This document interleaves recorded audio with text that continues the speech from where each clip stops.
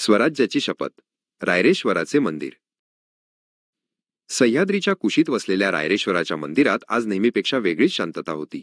बाहेर मुसळधार पाऊस कोसळत होता, जणू काही निसर्गच एका मोठ्या घटनेची तयारी करत होता. मंदिरात तरुण शिवाजी आणि त्यांचे काही निवडक सवंगडी जमले होते. त्यांचे चेहरे दृढ निश्चयाने तळपत होते. शिवाजी आपल्या मित्रांकडे वळून म्हणाले, मित्रांनो, आपण किती दिवस हे परकीयांचे राज्य सहन करायचे? आपले किल्ले, आपली जमीन, आपले लोक, सर्व काही त्यांच्या ताब्यात आहे. या गुलामगिरीतून मुक्त होण्याची वेळ आली नाही का? त्यांचे शब्द मंदिरात घुमत होते. येसाजी कंक पुढे आला आणि म्हणाला, राजे, तुम्ही फक्त आज्ञा द्या. तुमच्या एका शब्दावर आम्ही आमचे प्राणही द्यायला तयार आहोत. बाकीच्या मावळ्यांनीही त्याला दुजोरा दिला. त्यांच्या डोळ्यात स्वराज्याचे स्वप्न तरळत होते. शिवाजींनी आपल्या कमरेची तलवार काढली आणि आपल्या करंगळीला एक छोटीशी जखम केली. रक्ताचा एक थेंब रायरेश्वराच्या पिंडीवर टपकला.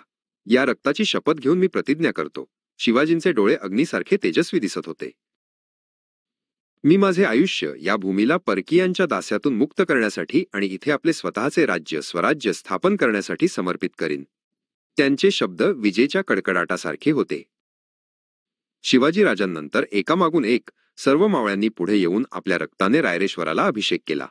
प्रत्येकाने स्वराज्यासाठी आपले जीवन समर्पित करण्याची शपथ घेतली. तो क्षण इतिहासात सुवर्ण अक्षरांनी लिहिला गेला.